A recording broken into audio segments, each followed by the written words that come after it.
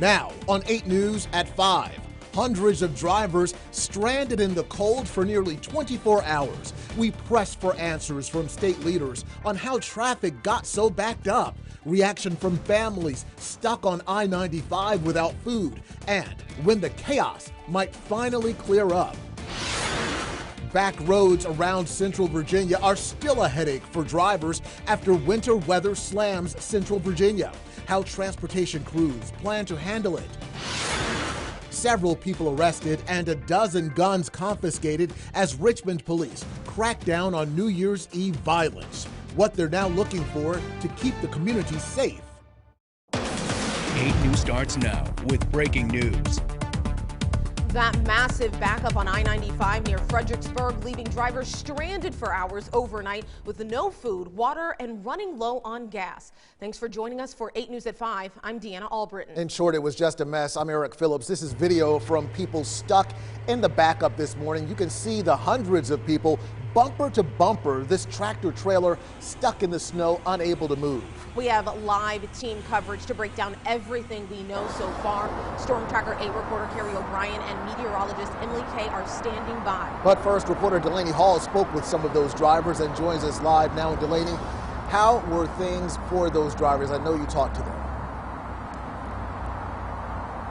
Well, Eric, Dana, I spoke to one driver who started to notice traffic slow down around 3 p.m. yesterday. He says that traffic started to pick up at 10 o'clock this morning, forcing him and many others to spend the night in their cars. Now, take a look. You're looking at video from Marvin Romero, who was traveling from a family vacation in Florida to New York with his 2 daughters and got stuck in the backup yesterday. You can see bumper to bumper traffic straining drivers for more than 12 hours. Now, all of this unfolding as crews work to clear up the mess left from yesterday's winter storm. Now, I caught up with Romero after he was safely off the interstate. He says drivers felt abandoned. I knew there was a snowstorm coming. I just didn't think that any of these states wouldn't be prepared for it. Or anything, at least. You know, I never would have thought a state would just leave us stranded on a highway. Now, all of the drivers I spoke to say they are now safely off the interstate. VDOT anticipates clearing up the rest of the roadway in time for tomorrow's morning rush hour. You can catch the rest of Romero's story on 8 News at 6. We're live in Richmond tonight. Delaney Hall, 8 News. Thanks, Delaney. So, of course, the big question, especially for drivers like Romero, how did this overnight disaster on a major interstate even happen in the first place? That is definitely the question. We listened into a couple of news conferences today, and so did Carrie O'Brien, and she's been digging for answers all day long. Carrie, what have you learned? Well, Eric, Deanna, just moments ago, the governor, Ralph Northam, calling it the perfect storm. But quite honestly, we have more questions tonight than real answers from the governor, VDOT, and state police. As stranded drivers were reaching out to us for help in the middle of the night, we were pressing VDOT for information. It wasn't until late this morning, with a 5-minute warning, that the state agency held its first teleconference to address the hundreds of drivers stranded on Interstate 95 near Stafford County. VDOT officials say the snowfall rate, about 2+ inches per hour for 4 to 5 hours, was entirely too much for them to keep up with. Historical records show it's not uncommon to have 2 inches of snow per hour, but it doesn't usually persist as long as it did yesterday. We questioned VDOT and state police about the timing of shutting down 95 and if they would have moved faster or should have moved faster to prevent others from getting stuck in that nightmare. The first notification of closing 95 didn't come out until 5:43 a.m. And then listen to this confusing response we got from VDOT engineer Marcy Parker today. It was, I would say, about 4 a.m. when we made the decision that we needed to close the interstate. But our concerted effort today really started probably about 8 a.m. But as you heard Delaney tell us, viewers have been telling us they were stuck on 95 as early as 3 p.m. yesterday. The governor did not take questions from reporters during another teleconference just moments ago, and he has ignored our requests for interviews all day. Now, many are wondering why the National Guard wasn't called in to help. We have more on that coming up on 8 News at 5:30. In the Digital Center, Carrie O'Brien, 8 News. Thanks, Carrie. And not only did the governor not respond to our request, but they were cutting off reporters when we tried to ask questions earlier during that call. So there are a lot of questions that we will still be pressing them on. Well, now that the traffic has started moving on I-95, let us take a look at what this means for other drivers trying to travel in the area. Storm Tracker 8 meteorologist Emily Kay is in with what you can expect. Emily. All right, it's looking so much better out there this evening on I-95. So I-95 is still closed, but a lot of the cars have been moved off on several of the exits along I-95 northbound and I-95 southbound. So out near Carmel Church to State Road 207, we're not seeing really any cars out there. Earlier this morning, it looked like a parking lot as they tried to move everybody off on that side road there. They're all off. It looks like they've really cleared that up. So we are looking a lot better on I-95. But again, that roadway is still closed down, so you're unable to travel on the interstate this evening as they work to clear up the roadways this evening and for tomorrow morning. Now, we do have a couple of other incidents. This roadway here, Cross County Road, has been closed between Indian Creek Road and Taylor Lane pretty much all day since around 5 o'clock.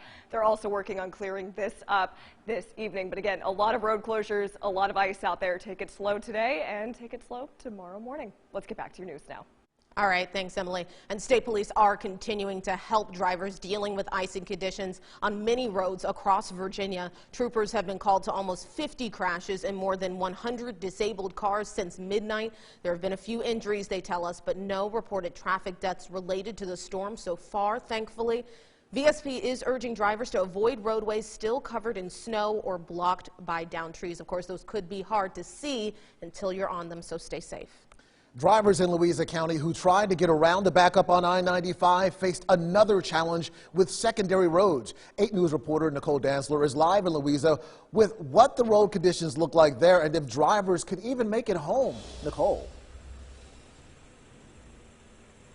Yeah, Eric, a frustrating day for drivers who tried to use the back roads in Louisa but then had to find another way home through those slushy roads. 2 truck drivers are waiting for help after getting stuck on 522 in Louisa County. One of the drivers says a downed power line Monday night caused him to slide into a ditch. That's when another truck driver says he came up behind it but didn't have enough room to turn around. The roadblock forcing drivers to find another route on the slushy roads. They were very dangerous conditions, very slippery, and a lot of ice was falling off of the trees. So I do not recommend going on the back roads right now because they're not very safe. This is where we found Melissa Gallegos, who says she was one of the drivers stuck on I-95 overnight. She got off the interstate at 10 this morning and decided to use the back roads in Louisa. It was very frustrating. There was a lot of accidents happening, so I don't know, it was just wild, but I'm happy I'm almost home now. VDOT says they are prioritizing secondary roads today and will plow areas until all roads are clear. I think I'm gonna be okay. Hopefully I'm gonna just drive really slow, and I recommend everyone driving really slow too.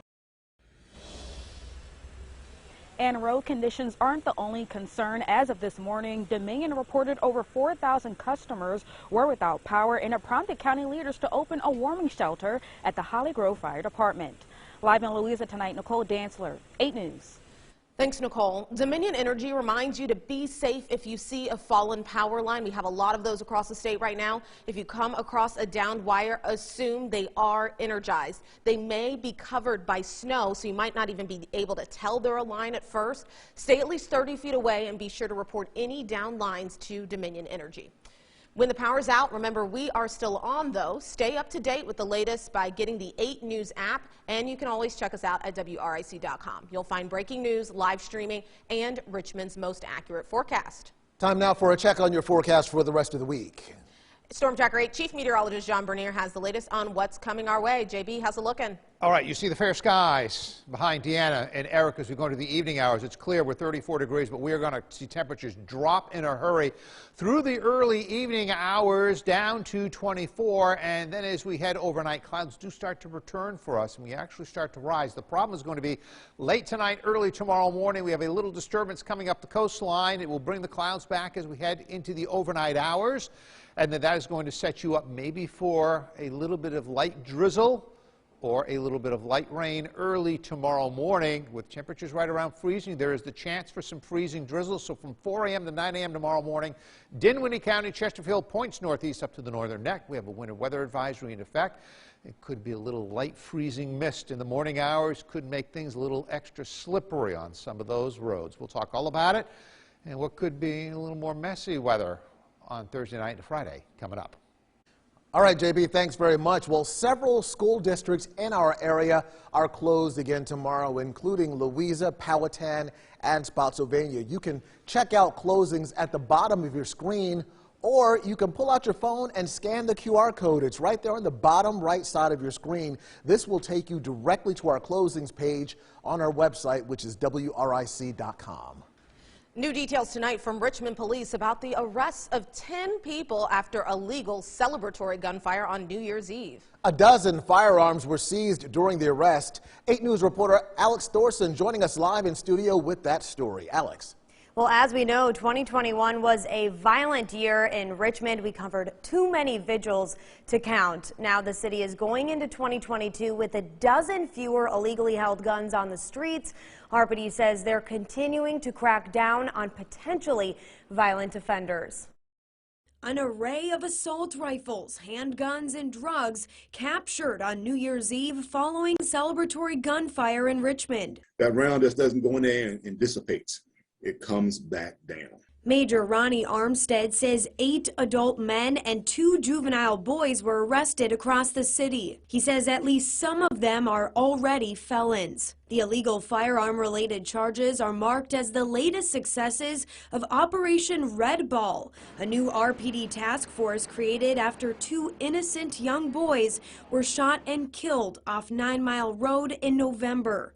And they will continue to target these violent areas, these violent offenders, weapons. The task force, made up of about a dozen detectives and officers across precincts, is just about a month old. So far, they got 87 on-view felonies, 19 on-view misdemeanors, 3 warrants served, and 40 guns. And they're doing a good job. There's still a $1,000 reward for tips leading to more arrests of people illegally carrying firearms. The major says in 2021, they received dozens of tips. See something, say something.